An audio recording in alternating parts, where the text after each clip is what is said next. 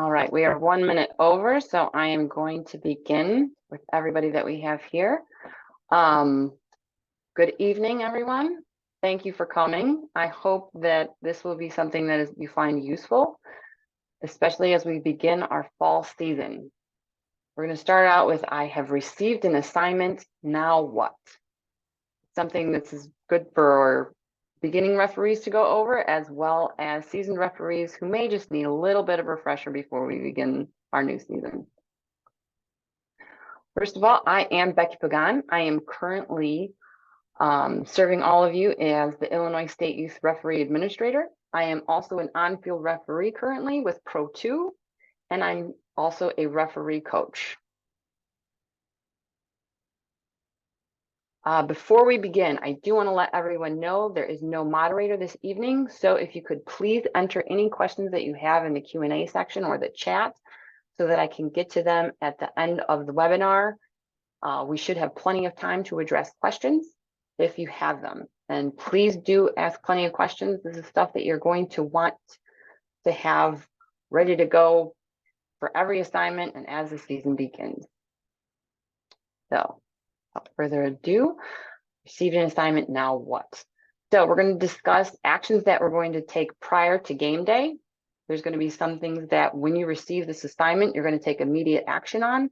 And there's other items that you're going to take as long as you get them done prior to game day, you should be okay. There's also actions that you're going to be taking when you get to the field prior to starting the match. And then also we're going to go through a couple items that you'll need to do after the match. But the first thing you're going to do when you receive your assignment is celebrate. Yay, someone has chosen you for this assignment. They have confidence in you, whether it's the referee position or assistant referee position. Celebrate that you've been assigned. We love to work games. We love soccer. Now, our next order of business is going to be getting paid. I know it seems kind of strange to say, oh, I've got an assignment, I've accepted it, and now how am I going to get paid? But there's a lot of items that need to be lined up prior to even beginning working for any league or any competition. And so you're going to want to get that done well ahead of time so that everything can go smoothly afterwards. There's probably going to be some tax forms that you're going to have to fill out, probably a W-9, I would think. You're going to check. First of all, check with your assigner. A lot of items that we're going to be going through tonight, your assigner is a fantastic resource who's going to help guide you through your assignments, through a season, and sometimes through your career. They're very, very helpful and great resources. So please be kind to them by being organized, okay? So one of those things you'll ask them is about the tax forms and how you will get paid. You're going to want to find out about the game report. After every match, there's a game report that the referee crew is going to have to fill out. So you're going to want to know how it's submitted. The game reports is the record of the game. With the game report, you will not get paid unless you submit a report because they don't know that you've done the match. So you're going to want to find out if those game reports are done online, if you need to set up an account with a username and password, you'll want to get this done ahead and in advance.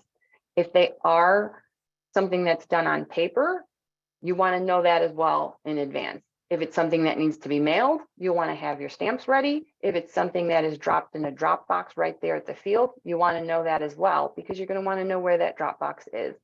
So however the game report is to be filed, you want to find that out in advance. Again, this is how we get paid, folks. So you want to find it out for sure. Next item of business is going to be other items that are prior to game day. So those were the immediate items. And here's the other items that as long as you get it done before game day, the timeline is a little flexible. You're going to want to find out the rules of competition. So you say, what are rules of competition? Well, these are the modifications to the organizational areas of the laws of the game, which I know is a whole mouthful. And let me be very specific when we go through these in the next slide. These rules of competition are the size of the field. There's a difference between youth competitions and senior competitions, especially when you have very young children who can't run as far as a 25-year-old, right? So they're going to play on a different size field. The size, weight, and material of the ball. Again, we want to modify for our smaller players as they are first developing into soccer. And so we will have a smaller ball that fits them physically better. The width between the goalposts, the height of the crossbar from the ground. Again, it may be a smaller goal than what is specified in the laws of the game. And this is okay, it's one of the modifications allowed. Another big one is the duration of the 2 equal halves of the game. And then in the parentheses is the extra time, if the competition requires that. So we do see that there will be games, the youth levels especially, that will be played in 20 minutes, 25, 30, 35, 40, all the way up to 45 minutes is what we allow in the laws of the game. And so be aware of how long the half should be. These are all things you can control and do ahead of time. Another big point in the rules of competition is the return of substitutes. As we know from our whether we were just certified as brand new referees or from our recertifications as returning referees, that substitutes are limited in the laws of the game. However, many competitions, youth, adult as well, will have modifications to those substitutes, and they will be able to return players who have been subbed. And so you want to know how often. Sometimes it's limited to each half. Sometimes it is completely unlimited and they can sub however many times they want. And so be aware of those rules as well. There's also the use of temporary dismissals or sin bins for some or all cautions. So of these items, well, there's 6 items here that are modifications allowed by IFAB for the, for the laws of the game.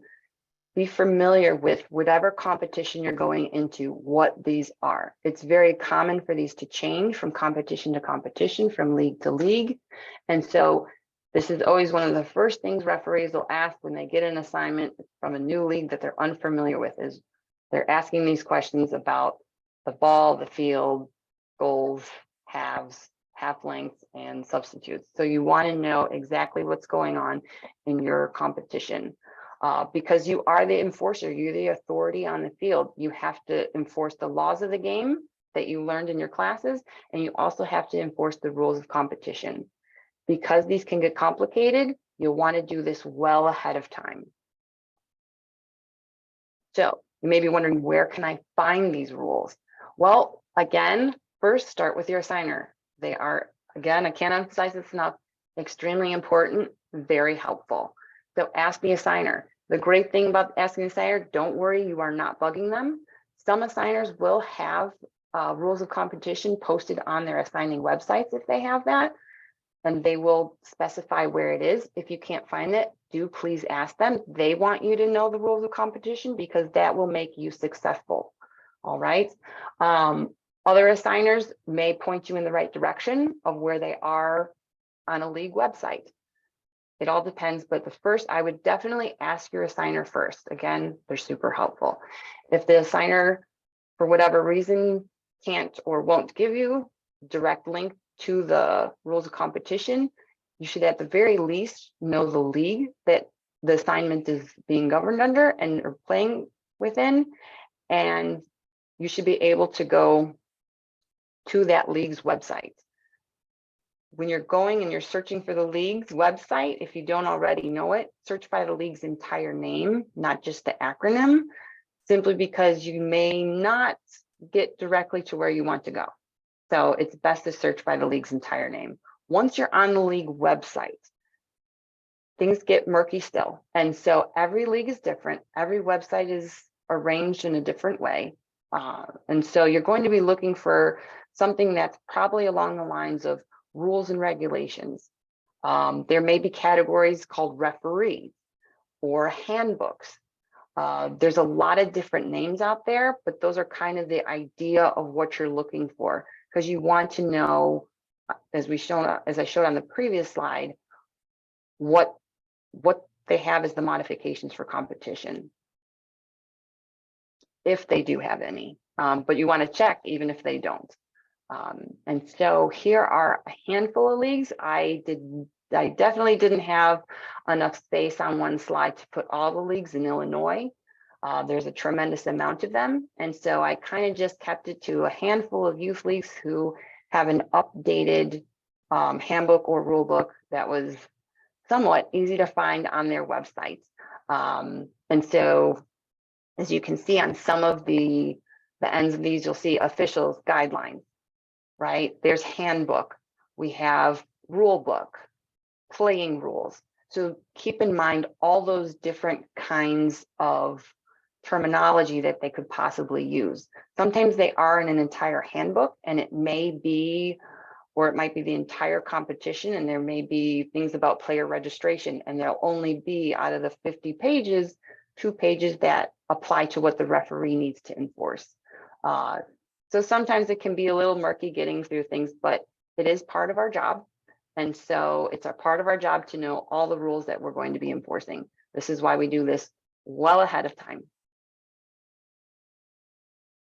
So the location, this is talking about our field location. It is paramount to know where you are going to be. Know where the field is, know where the facility is, and know if there's multiple fields at the facility. Some fields, it's one field and that's all that's there. Others have 20 fields. So you're going to also need to know which field, if you're going to a multi-field facility, which field it is. You're going to want to know how far it's going to take you to get to the field from your home or work or school, wherever you're coming from. Know your schedule that day and know how long it will take you to get from where you are to where you're going. Also, you're going to need to know how long it takes from the field to the parking lot. I know this all seems kind of trivial, but some leagues, and you'll find that out when you read the rules of competition, will require a referee to be on site a certain number of minutes prior to the scheduled kickoff. That means at the field, not in the parking lot, but at the field. When we go over items for game day, there's also a number of items for game day that you need to take care of prior to kickoff. A game should never start late because of the referee. So know all of these items, where this field is, how to get there, how far it's going to take you. Believe me, if you show up on time and not disheveled and late, the game will start on time. You're already going to look very professional to those teams and coaches, and that's going to build a great rapport, something that's going to help you during the match. So on game day, we have the items that you're going to do on the field that day. So again, arrive early. I know we get paid per the game, not the hour. So we are by the task, and it would be lovely if we could squeeze it all in, but everything takes time. So please allow enough time to get all of your duties completed. The things you're going to be doing prior to the match is you're going to be inspecting the field. You're going to be inspecting rosters, inspecting players' equipment. You're going to meet with the referee crew if you have a crew and you're not the only referee out there. Some matches are played with just one referee. You're also going to meet with the captains. So you will need time to do all of these items. So when we're talking about our inspections, we've got our field inspection. So what we're going to be looking for when we do the field inspection is we're going to obviously be walking the field. We're going to be checking to make sure that it is the correct size. Again, those rules of competition, if the size is different from what is in the laws of the game, please know the size. If you need to take a printout of the rules or have it on your phone to know what the proper size is, make sure that they're playing on a proper size field. Something that isn't too large or too small for what the competition is requiring. You're going to be checking the field markings. Sometimes these are inaccurate, and we need to go out there to make sure that we have a proper field so that we can play in the best conditions. So you need to arrive there early, check these items so that if they need to be corrected, we can get a hold of the correct people who will correct them. You're not responsible for correcting them, but you are responsible for getting a hold of the people who do. So We also have the goals. They need to be compliant and safe. Safety is our number one in refereeing. We have to make sure that those goals are secured to the ground, whether they're counterweighted or staked to the ground, however they are sunk into the ground, that they're safe. They cannot blow over, they cannot fall and hurt any participant. And then we're also going to check the general field conditions. So if you do arrive on a field and it's under 2 feet of water, I hope it is obvious that you cannot play on that field. Again, you have to be at the field to make these judgments, and you have to be there preferably before the game begins, because this needs to be taken care of prior to kickoff. Another inspection you're going to do is the rosters. So here again, the number of coaches and technical staff, that will be in the rules of competition. How many coaches can they have in the technical area? What other staff is allowed there? They may have athletic trainers. You need to know who they are and where they are, okay? The number of players, different competitions. Again, you may have a different number of players on the field. You'll need to know the roster sizes that are required for that league as well. So this is something to be aware of. Know these in advance. If it's game day and you're looking it up, it's too late. Also, the credentials. Different leagues have different credentials. So please know what they are for the different leagues. Some leagues have cards that are very similar to state IDs and driver's license. Others have electronic player passes and coaching passes. So whatever they need, make sure that you know what their credentials are allowed in the league and that they have the proper ones. Again, rules of competition, getting familiar with them in advance, can't emphasize it enough. It'll make your day go much smoother when you go to the game as well, getting these items done. Now, when it comes to player equipment, I'm not going to go over the player equipment. That is in Law 4. You were tested on this, and with a recertification or beginning grassroots referee. So we also have what you should be checking each player, and you should also be including anyone who's a late arrival. So just because a player wasn't there when you check the roster versus the actual players who are there, doesn't mean they don't get checked. As a crew or as the individual referee, you need to know if any players weren't there during the inspection and that they need to check in with you prior to entering the field. All right. Now, the meeting with the crew. Hopefully everybody's there with plenty of time and you can meet the crew prior to your field inspection and everything else. I understand that sometimes this doesn't happen because we don't have communications with everyone. So this can happen either first thing when you get to the field site, or it can happen at some other point. But you should meet your crew, see who you're working with, do introductions. You're going to have the referee, whoever's in the middle, talk to their assistant referees about their expectations. It's not a time to go through every law. You're not going to have enough time. It took a few hours to get certified. You've only got a handful of minutes, but you can hit the highlights, and then go over the rules of competition. Make sure everyone is on the same page with those substitutes and the length of those halves and any other special rules that the league may have, because it's everyone on the crew's responsibility to make sure that the game is played under the correct rules the day of the game, okay? Sometimes those can be protestable, so you do want to make sure everyone's on the same page. And the best way to do it is just to have a pregame discussion of what those special rules are. Then, of course, you're going to meet with the captains and you're going to have your coin toss. So don't want to forget that. You'll have the game, and then post-game, you're going to be submitting the report as soon as possible. Your assigner and the leagues will love you if you get accurate reports quickly, timely submitted. Okay. In the rules of competition or the handbook, when you're looking up the league rules, you will find out what their time requirement is for reporting. Oftentimes it's 24 hours Sometimes it's longer. I highly suggest doing this as soon as possible before you go to bed that evening. That way you don't forget. It's either submitted online, like I said, posted and ready for the mail, or dropped in the Dropbox before you leave the site of competition. Whatever the league has you doing, please do it as soon as possible. So what is going to be on that game report? You're going to be reporting the score.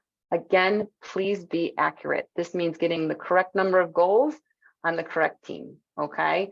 It gets inverted many times. So if you can double, triple check, make sure you check with your crew. Everybody help each other out. You always all want to be accurate. Get that score correct. It's very important to those teams. Any cautions that were issued, any send-offs that were issued.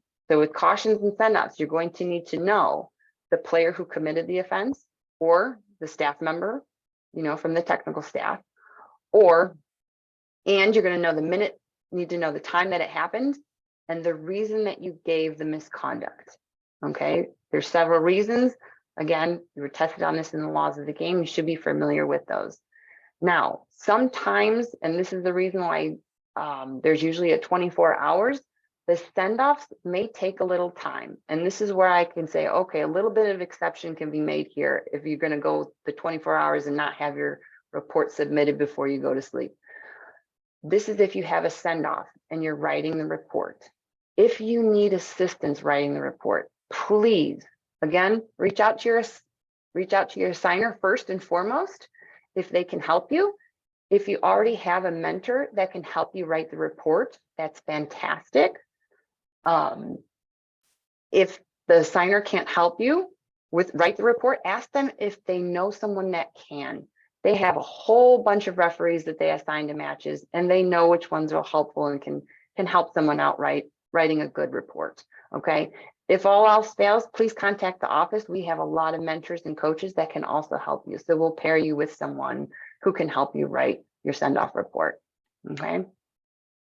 Another part of the report is going to be the rosters. They're going to need to know who played that day and who was on the technical benches. Okay. Also the referee or referees. So your crew is going to be listed here. They need to know who are the officials for that match that day. There may be other items that found in the rules of competition, you'll find out that they also want you to report. Sometimes it's asking about field conditions. Sometimes it's participant behavior. There are some, I believe it's fair play awards that are out there up for grabs. And so they do want to know from the officials who are neutral parties, how was participant behavior? And so you can report on those as well. And if there's anything else that they ask you, if it's possible to find any of those out ahead of time, it makes your report writing a lot smoother. So we have plenty of time left. And do we have any questions? Any questions about receiving an assignment at all? A little bit of the post game, if you have any questions about that either. I'll look to see. As far as I don't have any in the Q&A, don't have any in the chat. My email address is also listed here on the screen. If anything comes up later and you would like to ask that question, I see a hand raised. Let me just get to. Okay, Grant, I'm going to see if I can open up your mic.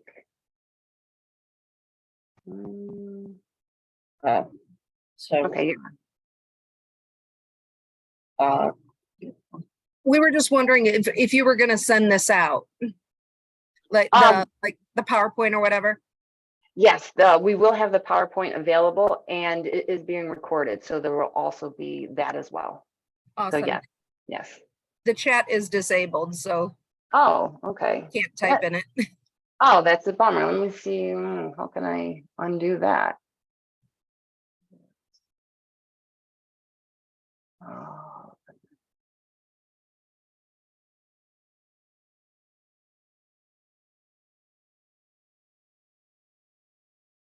Okay. I don't know if it's working now. That's possible.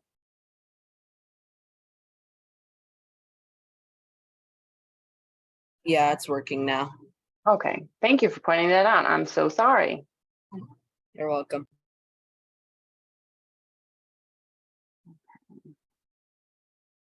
Okay, so I have one question here. It's I can enter for game officials for my scheduled games. And then checking paper sent to office. So I'm not sure what the question is, but yes, you can enter some, like I said, some assigners do have options through their websites to submit. It depends on what league they're working with. So they do have those online game report submitting, which is nice and easy. Just got to have all of your credentials set up and ready to go.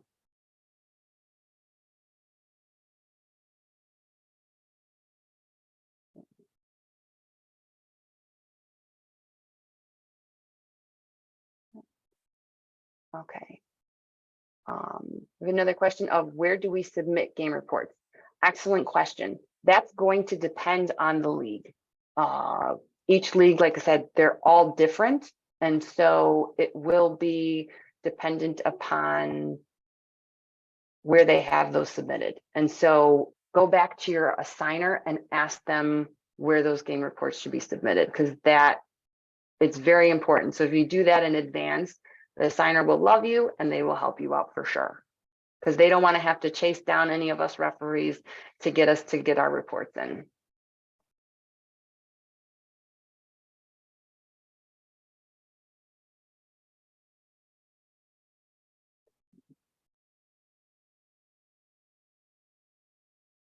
Are there other questions?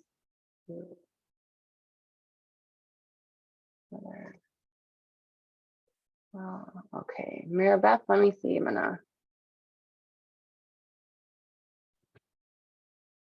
you unmuted? Are you there with us? Yes, I believe you can hear me now. Okay, excellent, excellent. Do you have a question for me? Yes, I do. So I have a question. I understand, I've done a lot of games, so everything you went over, I understand. My question is when you're doing a game, and of course, inevitably, someone is not going to be happy with some of your calls, whether it be the parents or the coaches. After the game, when a coach comes up to you, directs, what their displeasure is or whatever, or if they're real happy or what, usually it's displeasure, but they don't like a call and they say, well, I want to report you to your signer. What is your name? How do you recommend we handle that? That's something I'm so glad you're asking this now. And because when we ask these questions before we get to those situations, we can come up with ways to find solutions. First, ask your assigner what they want you to do. Okay. Just give them this exact scenario, because it happens all the time. And honestly, it's very dejecting, because you go out there, you try your best, and it seems like, you never can keep anybody happy. If one person's happy, somebody else is unhappy, Exactly. And that's why I'm like, it does happen all the time. And that's why some assigners, some leagues already have protocols. And there's some, like I've worked for some leagues where we got a code number and that was what we gave them. And we said, instead of our name, our personal name, we handed them, okay, here's my code. This is how you report me. Okay. And so that's what I'm saying. Sometimes some of those are already protocols in some leagues. And so check to see if they do have a protocol. Other times, you can say, thank you very much for your input. And please report the game, the day, and everything. And they will find out exactly who it is. Because again, the assigners know who they put on the matches. When you fill out that report, you're putting your name and everything on that as well. And so you can kick it right back to them and put it in their responsibility and say, again, as long as they know their game number, the field, the date of the game, the time of the game in the league, they can say the referee or the assistant referee was blah, blah, blah, here's my complaints. And it will find you. Because I really don't think you should be handing out your name to an angry coach. Usually parent. I don't. And then of Yeah. course, then they get even more upset when you're like, well, no, thank you, or whatever you politely say. But it's kind of dejecting because then you think, oh man, is the assigner going to get mad and not give any more games? I'm trying my best, but I mean, do you just kind of just recommend just kind of ignoring it and let it go? Don't let it get worry you, upset you too much. I guess that's the best question. Right. It's always, and everyone is going to deal with it a little differently. And for me personally, how I deal with any kind of comment, positive or negative, because it's usually the coach when they come to shake your hand afterwards, and I always say thank you, Okay. and I smile. And some coaches have looked at me as if I was hard of hearing. Yes. Because I just say thank you, and then there's times when you just start moving away, and when they start to walk after you, now you can turn to them, do a big handout stop sign, and be like, stop. It's been a Okay. trust. So that happens to you too then, right? Absolutely, Okay. absolutely. Even in the professional matches, we deal with very excited coaches, as I like to call them. They're very excited. Okay. But yes, it happens in any league, anytime they get upset, and they want to take it out on the refs, whether it's deserved or Exactly. undeserved. They're going to take it out on the referees. Absolutely, exactly. So we always be professional and polished, and that's why going through these pre-games, knowing that competition, showing up to the game early, those are all little bits to help you with that professionalism and gaining that respect from the start, so that by the time you're at the end of the match, you can have that, at least that professionalism in front of you, saying, no, I am a professional, I respect myself, and I respect myself too much to take abuse from anybody. Okay. Sure. And handle it that way. So always make sure to keep that start to finish. Very good. Thank you so much. You're welcome. You're welcome.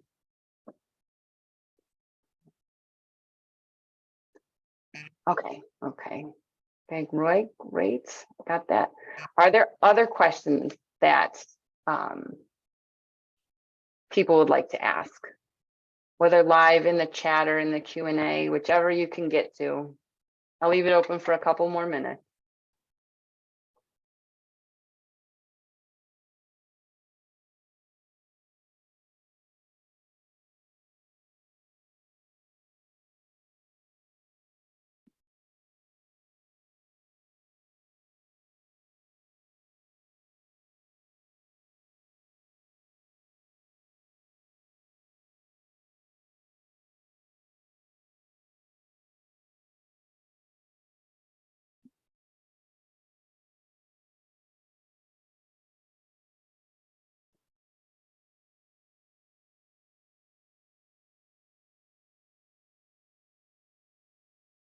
All right, well, I think that is a wrap. And everyone, thank you for coming.